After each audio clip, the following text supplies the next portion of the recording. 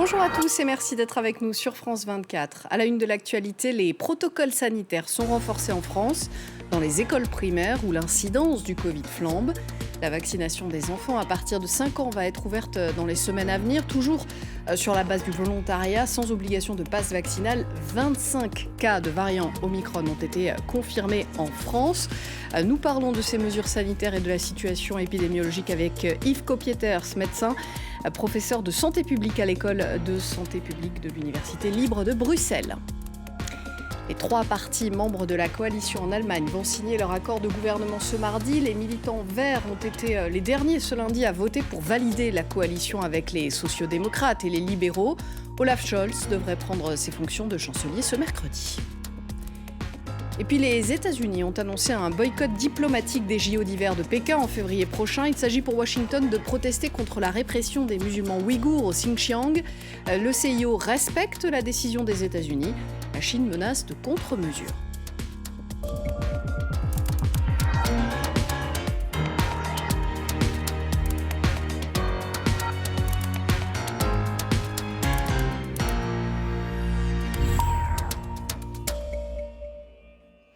On va revenir tout de suite sur les annonces du gouvernement français ce soir à propos des mesures sanitaires. Elles concernent essentiellement les enfants avec un renforcement des protocoles dans les écoles primaires et une baisse de l'âge de la vaccination. La vaccination des enfants de 5 à 11 ans pourrait commencer avant la fin de l'année sur la base du volontariat. Les premières livraisons de vaccins adaptés pour les enfants sera faites le 13 décembre. 25 cas de variant Omicron ont déjà été confirmés en France. De fortes incitations et peu d'interdictions. Cette nouvelle conférence de presse du Premier ministre ressemble à un dernier avertissement avant des mesures plus draconiennes. L'heure n'est donc pas à des mesures de jauge, de couvre-feu ou de confinement. Ce serait disproportionné. En revanche, les circonstances exigent un effort individuel et collectif pour que chacun limite les occasions les plus à risque de se contaminer. Parmi les mesures annoncées, la vaccination sera facilitée. Pour les plus de 65 ans, plus besoin de rendez-vous, ils pourront se rendre dans n'importe quel centre. Et pour les enfants de 5 à 11 ans à risque, vaccination possible à partir du 15 décembre. Dans les écoles primaires, le niveau de protocole est relevé de 2 à 3, donc le port du masque sera aussi obligatoire dans les cours de récréation dès jeudi et les activités sportives limitées en intérieur. Autre incitation, le télétravail. Le gouvernement demande aux entreprises où c'est possible 2 à 3 jours par semaine. Sinon, cela pourrait passer par une obligation. Il va falloir lever le pied sur les moments festifs. Jean Castex demande de limiter les pots en entreprise, les crémaillères et événements de fin d'année. Et ce sera plus radical pour les discothèques. Elles fermeront vendredi pour 4 semaines car c'est un lieu de forte propagation. Dès demain, une concertation commencera avec le ministère de l'économie sur les aides à apporter aux secteurs les plus touchés. Et avec nous, Yves Kopieters, médecin épidémiologiste, professeur de santé publique à l'école de santé publique de l'Université libre de Bruxelles. On l'a entendu, plusieurs pays européens ont pris des mesures drastiques contre cette nouvelle vague. L'Autriche a reconfiné sa population. L'Allemagne, l'Italie restreignent les interactions sociales des non-vaccinés. Chez vous, en Belgique, les écoles ferment une semaine plus tôt que prévu pour les vacances de fin d'année. Qu'est-ce qui justifie que la France soit moins stricte sur les mesures qui sont prises face à cette nouvelle vague ? Est-ce que la situation épidémiologique y est moins inquiétante ? Alors oui, bien sûr, vous êtes dans une vague qui est moins importante pour l'instant que les autres pays, comme vous avez cité, l'Allemagne, la Belgique, les Pays-Bas ou même le Danemark. Donc en effet, je pense qu'on a pour l'instant encore des taux d'incidence en France qui montent, qui sont importants, mais qui sont 3 fois ou 4 fois moins importants que dans les pays que j'ai cités. En Belgique, on est à des taux de plus de 2000 pour 100 000 habitants, donc c'est nettement plus, 3 ou 4 fois plus que la France actuellement. Donc on peut comprendre que les mesures restent encore proportionnées à la situation épidémiologique et qu'on cherche, je dirais, des petites mesures pour essayer, vaille que vaille, donc de combattre cette 5e vague, pour autant en plus qu'on comprenne qu'on arrive déjà assez rapidement au pic potentiellement de cette 5e vague aussi en France. Alors, on l'a entendu, dans les écoles primaires, le taux d'incidence explose. La vaccination des enfants, c'est la solution pour limiter la propagation du virus et atteindre le plus lentement possible le pic de cette 5e vague ? Alors non, ça je pense qu'il ne faut pas croire que la vaccination des enfants est une solution pour lutter contre la cinquième vague. La cinquième vague, elle est en train de s'exprimer et elle va s'exprimer complètement d'ici 3, 4 ou 5 semaines dans sa phase descendante. Donc ce n'est pas la vaccination des enfants fin décembre ou début janvier qui va changer quoi que ce soit. Donc ça c'est une politique plutôt d'anticipation, je dirais, des vagues suivantes ou en tout cas d'anticipation d'une diminution de la circulation du virus au moment où le virus trouvera les conditions de nouveau ad hoc pour refaire une nouvelle vague. Et on sait que c'est soit au mois d'avril-mai, soit au mois d'octobre-novembre. Qu'est-ce qu'on sait pour l'instant? Alors, on ne sait pas grand-chose hein, du variant Omicron, on apprend à le connaître. Qu'est-ce qu'on sait de ses effets chez les enfants? Est-ce qu'il est plus dangereux, par exemple, que le Delta? Alors non, on ne le sait pas. On ne le sait pas ni chez les enfants ni chez les adultes. Donc on ne sait pas du tout si sa virulence est plus importante, on ne sait pas du tout si sa létalité est plus importante, donc en termes de mortalité chez les personnes plus fragiles. Donc là, on n'a encore aucune information. Ce qu'on sait, c'est qu'on détecte de plus en plus de cas chaque jour dans tous les pays européens. Donc sans doute qu'on sous-évalue actuellement la présence de Omicron chez nous. Mais quoi qu'il en soit, on n'a pas encore même des informations sur sa contamination. Est-ce que sa contamination serait supérieure à celle du Delta? Est-ce qu'il pourrait prendre le devant sur le Delta dans les semaines et les mois qui viennent? Tout ça reste d'hypothèses et il manque encore des informations qu'on aura dans une dizaine, une quinzaine de jours. Alors, on craint depuis son apparition hein, que ce variant Omicron soit résistant aux vaccins existants. Vous venez d'en parler, sa contagiosité, on suppose, mais pour l'instant ce n'est pas prouvé qu'il est plus contagieux que les virus préexistants. Euh, Est-ce que dans ce cas-là, s'il est résistant au vaccin, la dose de rappel, auquel encouragent notamment les autorités françaises, est utile? Alors, elle est utile pour la vague actuelle et pour le variant Delta, qui reste quand même le variant prédominant à plus de 99% des contaminations en France et dans la majorité des pays européens. Donc, je pense que l'Omicron ne doit pas déplacer les priorités du moment. Les priorités du moment, c'est bien d'arriver au pic de cette cinquième vague, d'arriver à la phase descendante et de diminuer le plus bas possible dans la phase descendante, donc pour arriver à une circulation du virus la plus basse possible pour janvier, février ou mars prochain. Et puis, bien sûr, cette troisième dose, elle est importante chez les plus de 65 ans, chez les personnes à risque. On le sait parce que c'est bien le variant Delta qu'on est en train de combattre pour l'instant et que malheureusement, l'immunité naturelle post-vaccination est en train de diminuer après 5 à 6 mois de la seconde dose. Donc, je pense que la question de la vaccination actuellement ne touche pas du tout encore le variant Omicron. Il est vraiment là pour combattre le Delta et limiter, je dirais, la pression sur les hôpitaux. Merci beaucoup Yves Copieters de votre éclairage sur notre antenne. Merci. Ce lundi, en Italie, des mesures sont donc entrées en vigueur, interdisant l'accès des non-vaccinés à la plupart des lieux publics fermés. Ces restrictions, elles avaient été décidées avant même l'identification du variant Omicron. Le pass sanitaire est obligatoire, y compris dans les transports, ce qui ne devrait pas ralentir le pays, puisque 80% des Italiens sont vaccinés. Montrer son pass sanitaire pour prendre les transports en commun. Voilà le réflexe que doivent avoir depuis ce matin les Italiens. Une mesure qui divise les habitants. Pour moi, c'est une bonne chose. Je suis tout à fait d'accord avec ces restrictions. C'est la seule façon de sortir de cette situation. Honnêtement, je pense que le super pass sanitaire n'est pas efficace contre le virus. Je pense que les gens doivent être libres de se faire vacciner s'ils le souhaitent. Les autorités italiennes ont renforcé les restrictions dans le pays. En plus du pass sanitaire nécessaire pour les transports, elles ont mis en place un super pass sanitaire qui permet, lui, d'accéder aux bars, restaurants, cinémas, théâtres ou encore les discothèques. Un laissez-passer uniquement accessible aux personnes vaccinées ou guéries du coronavirus. Une façon d'inciter les Italiens réticents à se faire vacciner, mais qui pourrait impacter les propriétaires de bars. Le super pass sanitaire est contradictoire et restrictif. Restrictif car il ne permet pas aux personnes ayant un test PCR négatif d'aller au restaurant et dans les bars. Et contradictoire car ils peuvent faire leurs courses. Donc je ne vois pas l'utilité. Ces mesures seront en vigueur jusqu'au 15 janvier, sauf si la situation s'aggrave. Durement frappée au début de la pandémie, l'Italie fait aujourd'hui mieux que ses voisins. Elle a enregistré ces derniers jours 15 000 à 20 000 cas quotidiens.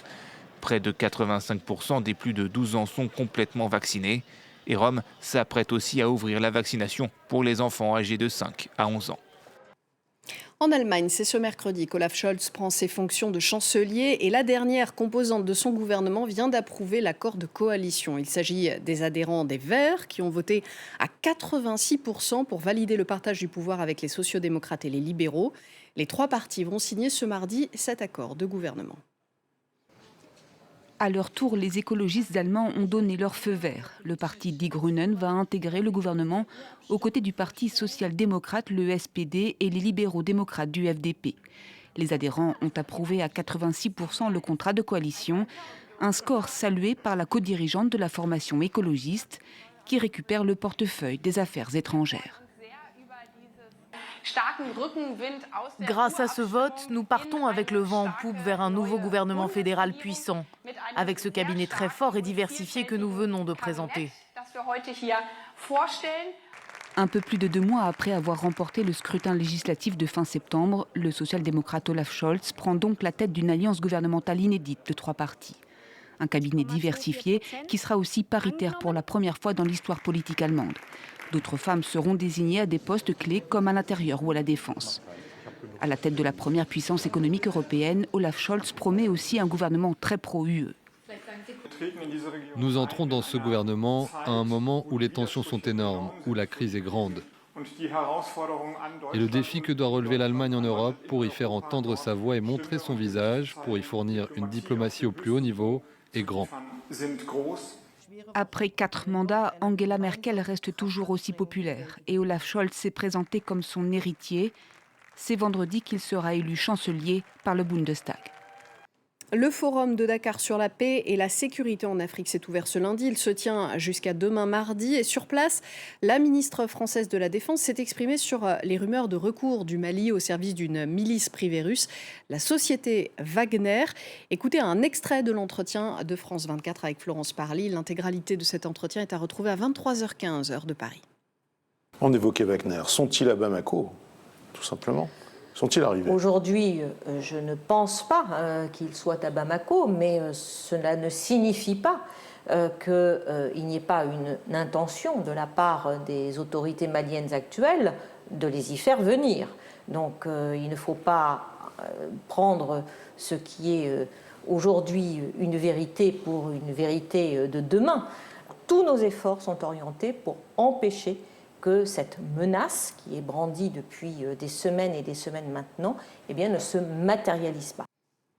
Les États-Unis ont décidé le boycott diplomatique des Jeux olympiques et paralympiques d'hiver de Pékin en février prochain. Les sportifs américains seront bien au rendez-vous, mais ils ne seront pas accompagnés d'une délégation diplomatique. Les rumeurs d'un boycott couraient depuis longtemps déjà, mais Jen Psaki, la porte-parole de la Maison-Blanche, en a fait l'annonce officielle ce lundi. L'administration Biden n'enverra pas de délégation diplomatique ni aucun de ses membres pour les Jeux olympiques et paralympiques d'hiver 2022 à Pékin, compte tenu du génocide en cours et des crimes contre l'humanité au Xinjiang et d'autres abus contre les droits humains par la République populaire de Chine. Mais les athlètes américains ont tout notre soutien.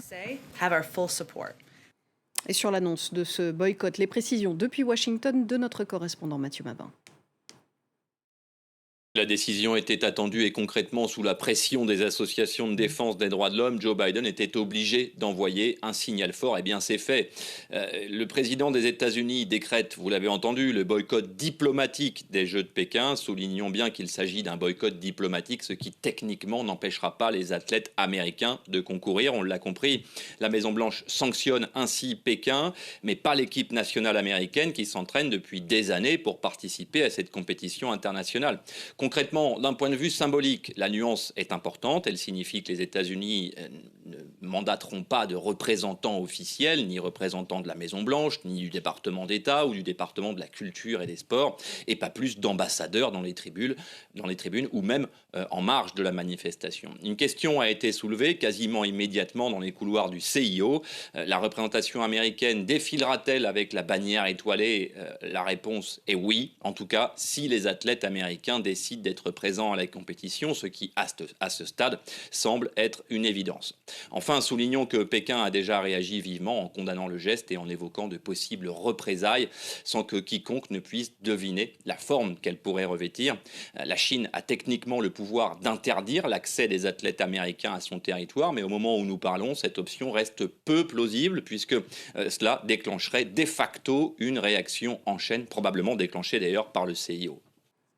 Les présidents américains et russes vont s'entretenir par téléphone ce mardi à propos de l'Ukraine. Et en attendant cet appel, le président russe est arrivé en Inde ce lundi, à New Delhi, pour son deuxième voyage à l'étranger depuis le début de la pandémie. Vladimir Poutine cherche à renforcer les liens avec cet allié traditionnel actuellement courtisé par Washington. David Gilberg. Coopération militaire, énergétique et stratégique. De nombreux accords russo-indiens ont été conclus à l'occasion de la visite de Vladimir Poutine à New Delhi. Preuve de l'importance de cette rencontre, ce n'est que la seconde fois que le président russe sort de son pays depuis le début de l'épidémie de Covid. Nous percevons l'Inde comme une grande puissance, une nation amie et un partenaire de longue date. Malgré les défis du Covid-19, les relations entre l'Inde et la Russie sont restées inchangées. Notre partenariat stratégique spécial et privilégié avec la Russie n'a fait que se renforcer. Un partenariat qui concerne notamment la production d'armements. Fabrication de Kalachnikov dans des usines indiennes, mais aussi et surtout vente de systèmes de défense antiaérienne russes S-400. Un contrat de plus de 5 milliards de dollars avait été signé en 2018. Le ministre indien des Affaires étrangères a confirmé que leur livraison avait démarré ce mois-ci. Ce qu'a confirmé son homologue russe, également présent en Inde. L'accord est mis en œuvre. Nous avons pu observer des tentatives des États-Unis de saper cette coopération et de faire en sorte que l'Inde obéisse aux ordres américains. Car cet achat d'armes russes est un pied de nez à Washington de la part de New Delhi, peu préoccupé par la loi américaine qui sanctionne de tels contrats. Un nouveau point de friction entre Vladimir Poutine et Joe Biden qui s'entretiendront ce mardi lors d'une réunion virtuelle.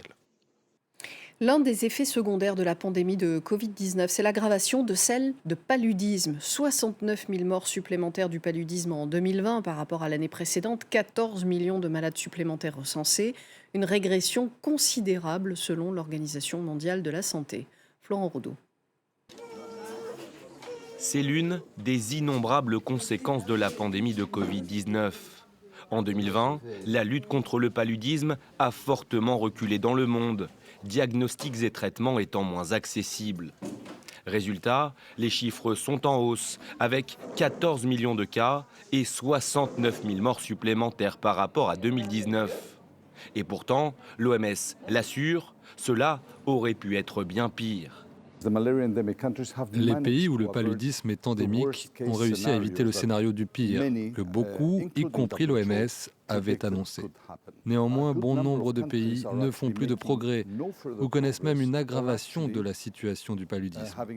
Et nombre d'entre eux se trouvent en Afrique subsaharienne. Fièvre, maux de tête, douleurs musculaires, le paludisme est transmis à l'homme par la piqûre d'un moustique. Une maladie qui fait particulièrement des ravages en Afrique subsaharienne, où environ 95% des cas et des décès sont recensés. Maintenant, nous utilisons une certaine combinaison d'approches ou d'outils pour lutter contre le paludisme, que ce soit uniquement les traitements, mais également les moustiquaires imprégnés d'insecticides. Et plus récemment, nous allons voir maintenant les nouveaux vaccins pour lutter contre le paludisme et qui portent réellement un espoir certain dans ce continent. Un espoir entrevu le 6 octobre dernier lorsque l'OMS recommande un vaccin développé par le Britannique GSK. Avant cela, une centaine de candidats vaccins avaient été testés chez l'homme sans résultat probant.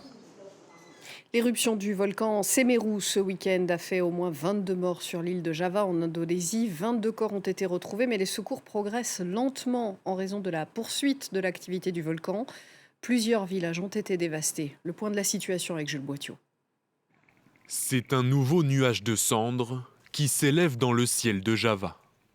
Ce lundi, 2 autres explosions ont eu lieu sur le volcan Semeru en Indonésie. Le même qui 2 jours plus tôt avait recouvert les terres alentours de cendres et provoqué la mort de plus d'une dizaine de personnes.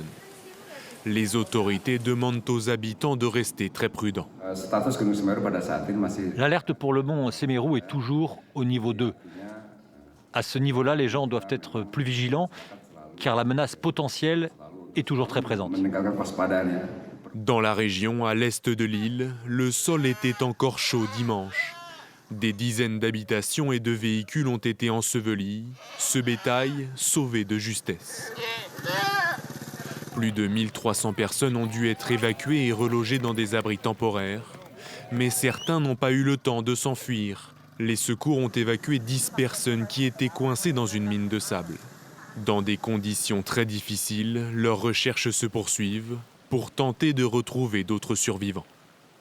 Et on passe tout de suite à l'actualité des sports. Avec Théa Bazdarevich ce soir. Bonsoir Théa. Bonsoir Audrey.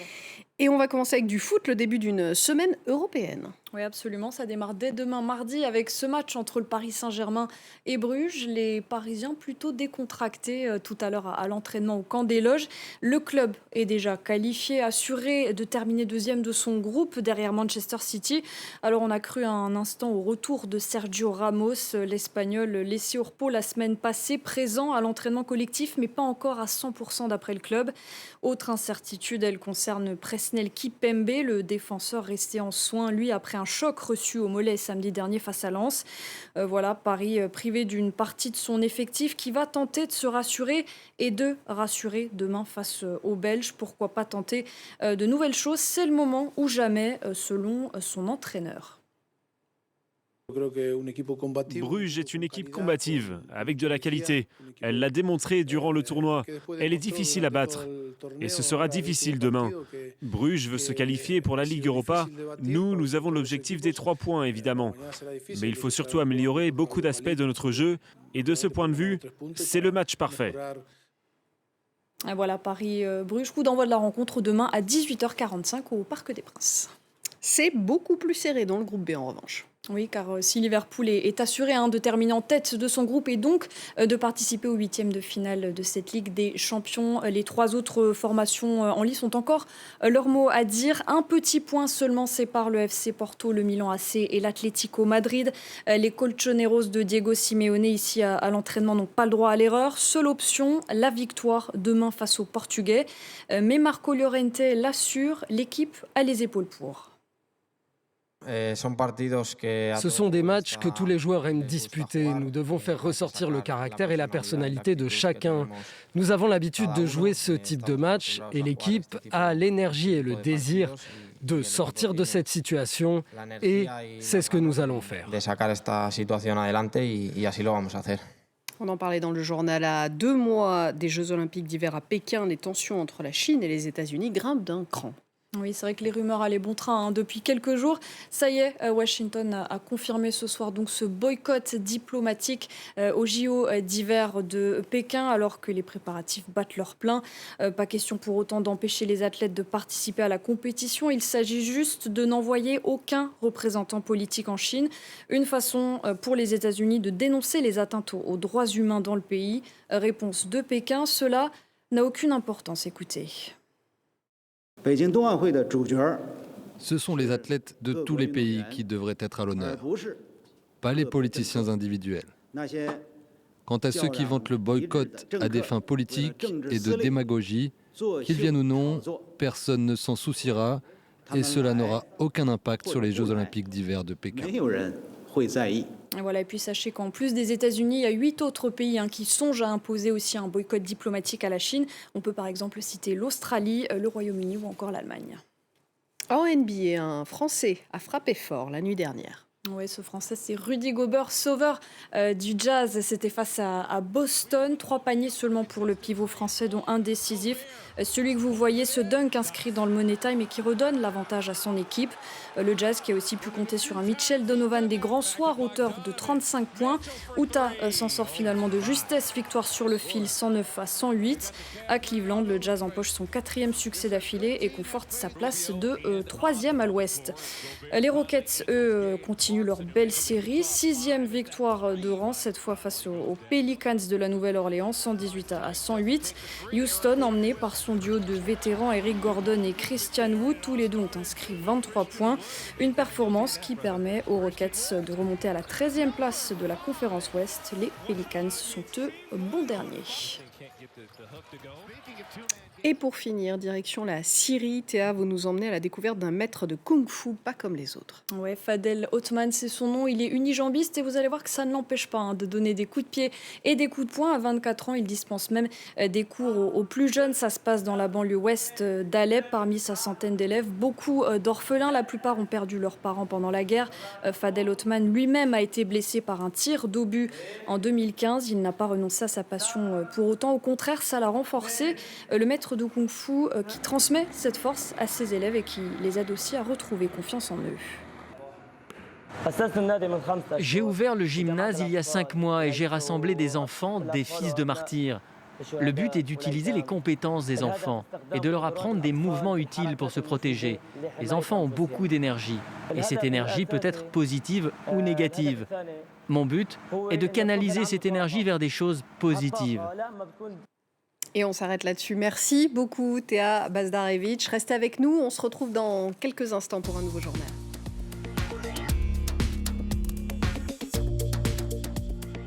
Nous racontons la société.